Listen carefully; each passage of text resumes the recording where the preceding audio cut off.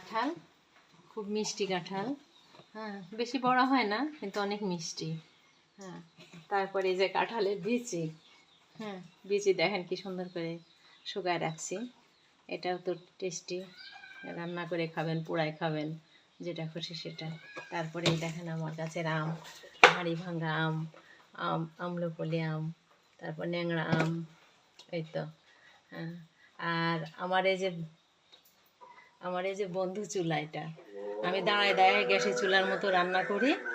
এই চুলার বয়স হচ্ছে 20 বছর।